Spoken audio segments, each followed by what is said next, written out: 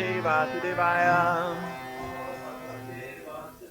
Om Namo Bhagavate Vasudevaya. Srimad Bhagavatam, Canto 3, Chapter 32, Text 33. Yes?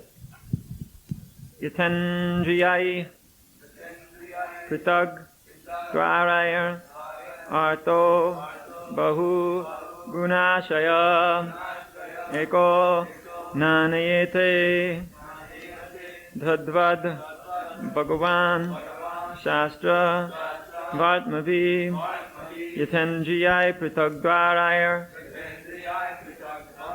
Yatendriyai Pritag Dwaraya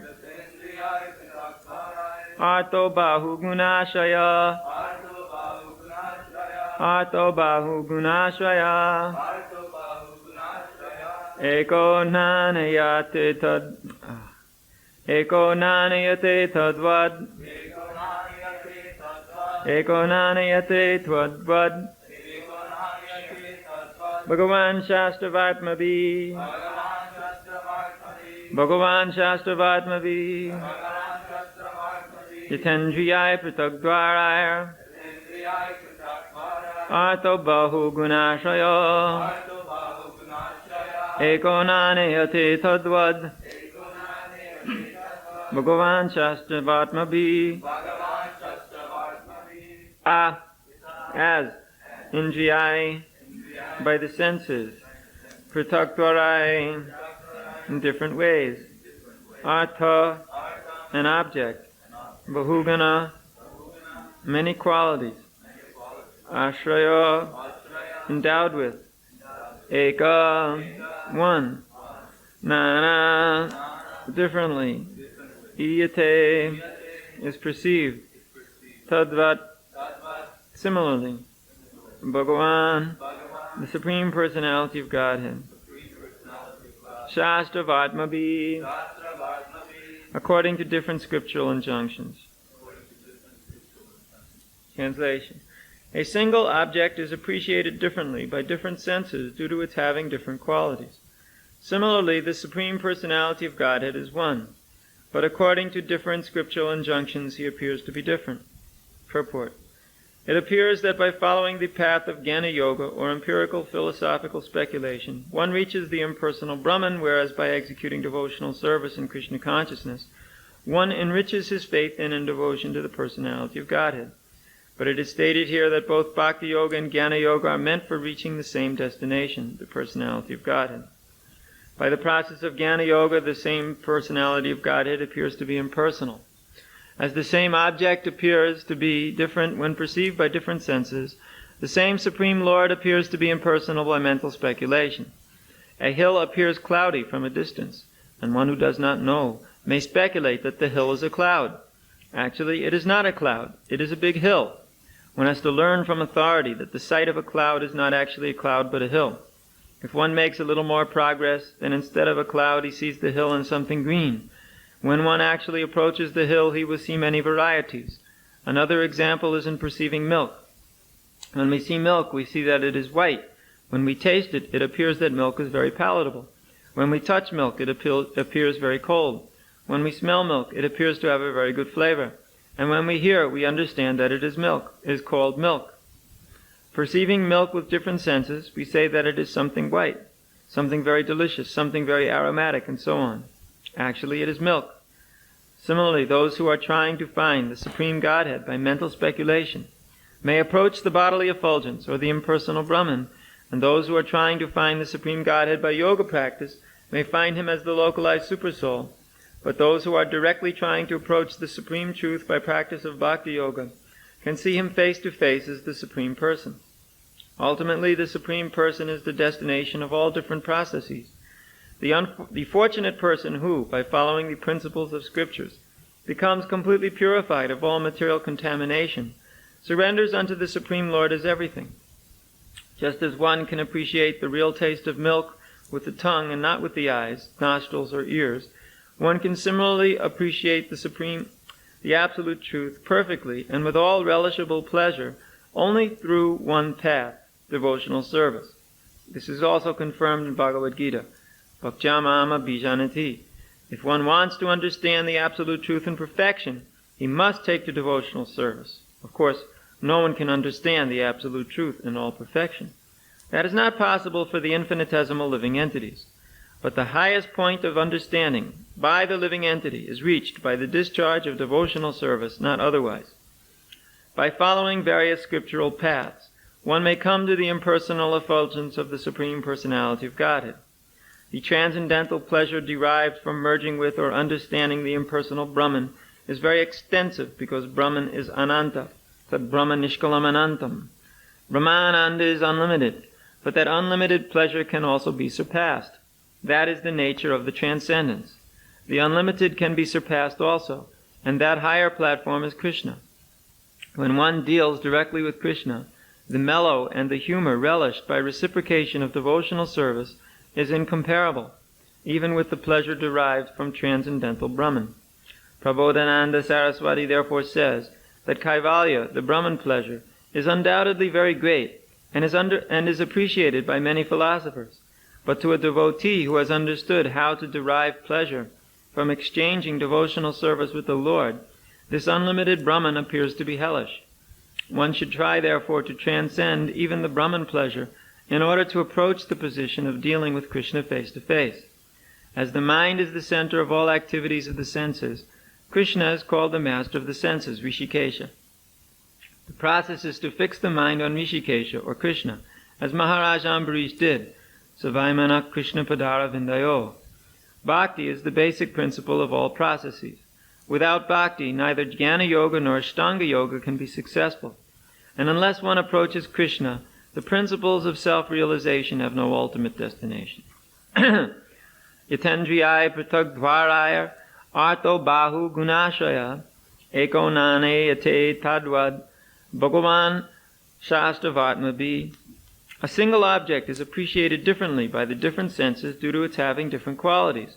Similarly, the Supreme Personality of Godhead is one, but according to different scriptural injunctions, he appears to be different. So Prabhupada has explained this perfectly in the purport, of course, and the example, which is very, very clear, being the example of milk.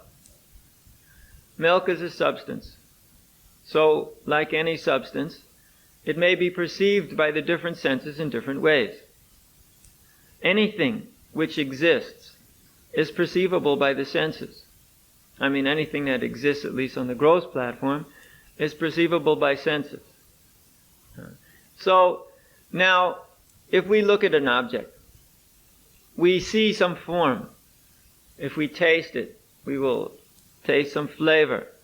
If somebody tells us something about it, we'll hear about it, we'll get its name, we'll get its characteristics from someone else. And if somebody, or if we feel it, we'll get some texture. In this way, the different aspects or characteristics, qualities of that object become known by one who is a sentient being. That means you have to be living. And being living, you have senses. So because you are living with senses, you may perceive an object. And because it exists in the gross platform, it will have different forms, and therefore one can perceive it. So milk is one of those objects. Its color can be seen by the eye. Everything is differentiated in different forms by colors. So the color of milk is white. So you can understand milk, white. But that's not everything. That's not the entirety of milk, simply that it's white. That's one thing. But if you realize that milk is white, that's true. You have realized milk, in part. So, to realize milk is white, that's good. That's not everything. There's more. If you've kept the milk in the refrigerator, in which usually you do, and you stick your finger in it, it's cold. So, we find it's cold. All right. If you taste it, it tastes good. Exactly how it tastes, you cannot describe with words. It's just good, that's all. And it smells also good. And if somebody tells you about it, he'll say, this is milk. So you know the name of it. By hearing, you can understand it is milk. You understand the name of it. So we find that you can know so many things about milk, but each sense will understand milk in a different way. One sense will understand it this way, one sense will understand it that way. All of these sensual perceptions are correct. They are all right. It's good to say milk is white, milk is cold, it smells good, tastes good, and it's called milk. Yes, this is good. And they're all correct. But some may only realize certain aspects. Maybe somebody has never stuck his finger in the milk, doesn't know the temperature. Maybe he's not smelling very well. These are just examples. So, he may understand it only to a certain extent. That does not mean he does not know. He knows, but to a certain extent. Now, milk is just some ordinary material substance. Talking about milk doesn't help us all that much. But the example may now be extrapolated to the Supreme Lord. He's Brahman. He's also Paramatma. He's also Bhagawan. One may understand with limited perception the Brahman aspect. And that may be understood in terms of its quality of eternality. Then one may understand Paramatma, which includes eternality but includes now knowledge. One may understand Bhagawan, which includes eternality, knowledge, and bliss. Of course, the eternal nature of Brahman also includes knowledge and bliss. It is not that it is devoid of that, because all spiritual things also have all eternality, knowledge, and bliss. However, the realization of Brahman means only a realization of a little bit of knowledge and a little bit of bliss. Yeah. Therefore, we don't push we don't emphasize the qualities of knowledge and bliss within Brahman, because they're very small. It is said that the quality of bliss within Brahmananda is just like a little drop of water in a desert. Water is required in the desert, but not just a drop. That's useless. It's immediately used up. One requires an ocean of water. So, similarly, we can understand that the knowledge and bliss is very small within Brahmananda, as compared to the ocean of the nectar of devotion and bhakti. So, Brahman certainly may be realized, but it is not complete. Paramatma, not complete. Bhagawan is also complete realization. However, because we are small living entities, we cannot realize the totality of Bhagawan.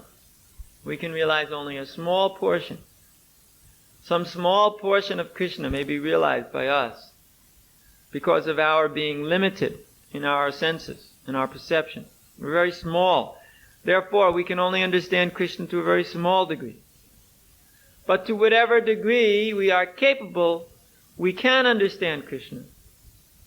And to that degree, we can be very blissfully situated in the spiritual world. We may know Krishna according to our own relationship. And that way we may know Krishna as much as necessary in order to enjoy that loving relationship. That we may know. That's all right. So, we know Krishna to that degree, that's perfect for us. But we can never say that we know Krishna, that's all. We know everything about Krishna. That's not possible. No one can know everything about the Supreme Personality of Godhead. It is simply not possible. You can know something, and that's all right. But the point of this verse is that somebody may understand Krishna through the process of Jnana Yoga. Somebody may understand Krishna through the process of Sankhya or Dhyana Yoga. Somebody may understand Krishna through the process of Bhakti. One who understands in these different processes certainly has realization of the absolute truth. However, his realization is limited to the particular path he's on and the capacity that he has as a living entity. But here it is said, the Supreme Godhead is one, but he's realized differently according to different scriptural injunctions. In other words, if you are following one path, there's different scriptural injunctions for you than if you are following another path. So whichever path you're following, that path will lead you to a certain form of realization. And now, of course, everybody understands that. All these practitioners of different processes, they all know that they get different results according to their process. But what they argue over is whether or not their results are the topmost. They argue over whether or not whatever they attain is the best, the top, or if it's not, if something else is. Generally speaking, those who are fixed in a certain process will always think that their process is the best, and their realization is the best. Now, of course, people sometimes ask us, do you think that what you're doing is the best? And we always answer, of course. Do you think we're going to do something we think is not the best? We would go and find that which is the best and do that. We're not fools. So, the question is, who's right? He thinks this is the best, he thinks that's the best, and he thinks that's the best. So everybody has a different opinion. That's all right, this world is made of different opinions. But the opinion of the Shastra, the conclusion of the Vedic literature, is the opinion which we accept as the best opinion. Somebody else may say, my opinion's like this, and yet another will say, no, my opinion is like that. We will say, whatever is the opinion in the Shastra, we accept. Now, the followers of Sripad Shankaracharya also may say like that. But they will use the Shastra, following in the footsteps of Shankaracharya, to prove that what is best is Brahman, and there's nothing beyond that. But we also, following in the footsteps of Sripad Shankaracharya, know his last words were Bhaja Govinda, Bhaja Govinda, Govinda Bhaja Muda Mate. Yeah. Fools and rascals just worship Govinda. Of course, the others, they don't take that very seriously. Some may think, oh, well, he was just about to leave the planet, so he wasn't in the right mind. Or someone may think, oh, well, he was just saying that because it makes it very easy to understand Brahman or something like this. But no, he said it because it's the truth. Now, we also understand Krishna directly. We have realization of the Supreme directly while we are engaging in this process. But unless you are fixed in Brahman, you've come all the way to the conclusion, you can't say you have realization. Either you are Brahman realized or not. One may understand something, but to be actually factually Brahman realized, you have to get all the way to the conclusion. It's very difficult. It's extremely difficult to get to the point of factual Brahman realization. And after a long, long time, one may climb up to that platform. And at that point, he may be Brahman realized. But there's great possibility of falling down again. Because of neglecting the highest, the actual situation, the perfection of devotional service, which is the satisfaction of Krishna's lotus feet. One should try to satisfy Krishna. And if one does not try, whatever process he is performing will not be successful. Because he'll only come to some limited goal. If he's doing yoga, he may become very expert in mystic power.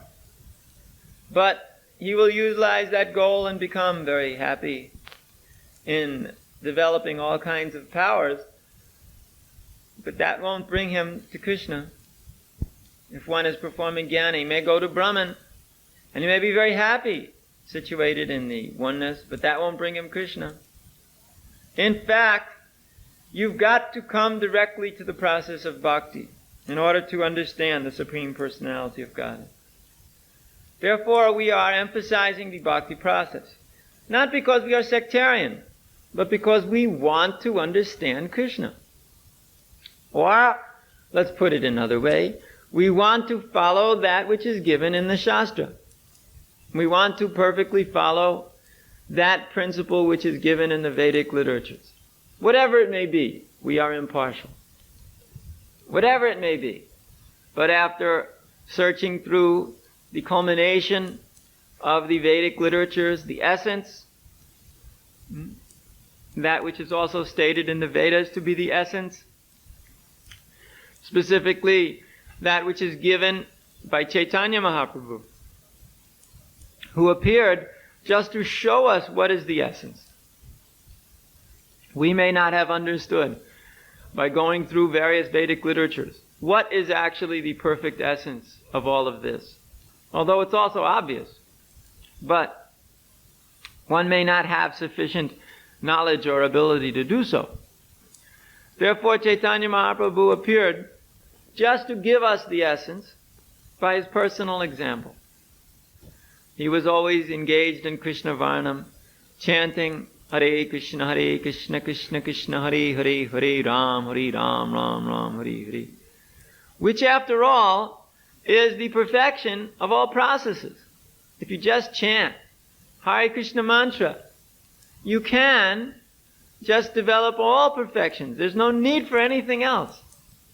There's no need for any other process. There's no need for any other activity. You can simply chant Hare Krishna all day, all the time.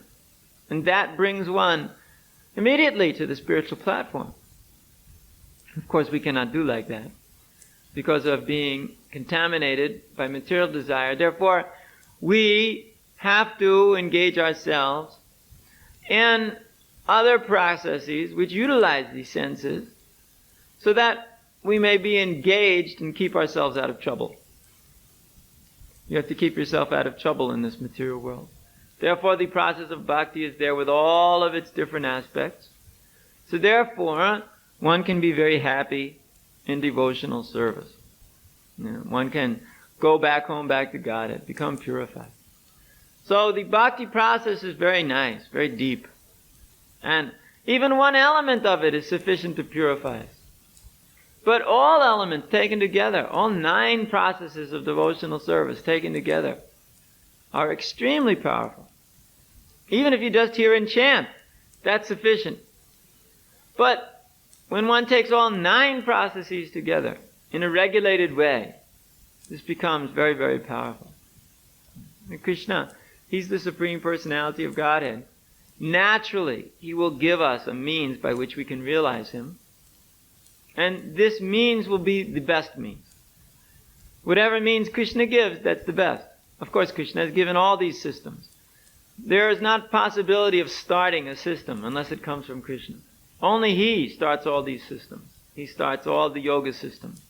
And He also explains the yoga systems. He propounds the yoga systems. Different incarnations of the Lord appear just to give the different yoga systems. So Krishna, He's doing that. But He also says what's the topmost yoga system. He may explain about the different yoga systems. But at the end, He always gives what's the topmost yoga system. Just like when Krishna was explaining to Arjuna about the dhyana yoga, meditative process. But at the end, He told Arjuna, but you just simply always abide in me with great and transcendental faith. This is the topmost yoga system. Always serving me in love and devotion. So, although Krishna may give various forms of yoga systems, at the end, He will also recommend the yoga system that is the topmost bhakti. He'll say, but this is a very nice system, but if you want to be topmost yogi, so we accept like that. The Vedic literatures point towards Krishna as the supreme absolute truth, so we accept like that. And when Krishna, that same supreme absolute truth, says in the Bhagavad Gita that bhakti is the highest process, we accept like that. It's very simple. We do not speculate, try to manipulate in this way or that way the words in order to come to some conclusion which we're very happy with from some material point of view, because it might give us something materially very pleasing. Or it might give us something which attracts us in the mental platform. Or, for instance, a mystic power, very attractive. One can just do something and boom, everybody's amazed, or something powerful just happened. So everybody's attracted to that. But that is just like attraction on the fame, profit, distinction platform, or just pure sense gratification. So these forms of attractive feature like this are not enough fresh air here. Are not the goal of life. These are just temporary things. They are not what we should accept as the real business of the living entity. Therefore, we in this Krishna consciousness movement do not become attracted by these temporary things. We should not become. We should point towards Krishna, always. Look towards Krishna and act. In that way, one will be able to maintain himself for a long time, looking towards Krishna, acting for the sake of Krishna, trying to satisfy Krishna. These activities, they actually make sense. Other activities may be nice from the material point of view, but they make no sense because they just leave us bound up in the material world. Who wants to stay in the material world? Only a fool.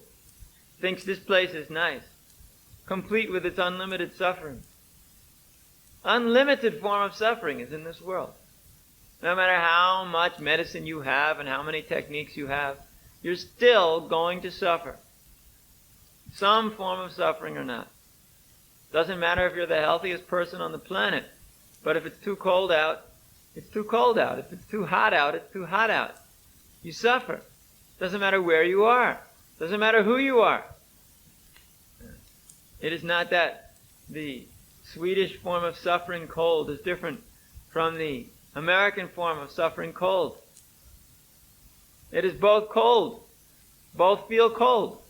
It is not that because it's American cold, one doesn't feel cold. Body feels cold if it's cold out. Body feels too warm if it's too hot out. It has nothing to do with anything you can change or manipulate or circumstance. It's just simply the fact. The suffering conditions are a fact, and one must understand them. Now, of course, mystic yogis, they just simply manipulate everything so they don't have to suffer. Great. One is simply spending all of his time counteracting the suffering condition of this world. That's a waste of time. Just simply counteracting the negative is a total waste of time. Because then one is thinking, here I am, counteracting all the negative. It's not so bad here. I can stay here forever. That's foolish. Better one suffers and becomes inspired to surrender to Krishna. These yogic perfections which conquer over various forms of material misery are only valuable to the performer of bhakti, or one who can understand by such performance of yoga practice that yes, I may have some perfection here, but I've got to put myself towards Krishna and attain Krishna. And in this way, become very fixed up at the lotus feet of Krishna. So, bhakti is the point. Bhakti is the process. And therefore we should try to come to the point of understanding Krishna. So therefore in our devotional processes here, we're chanting Krishna's name, trying to understand Krishna more and more, engaging in Krishna's mission, and in this way becoming purified. So kindly go on this way very nicely, and everything will be fine. All right. Harikesa.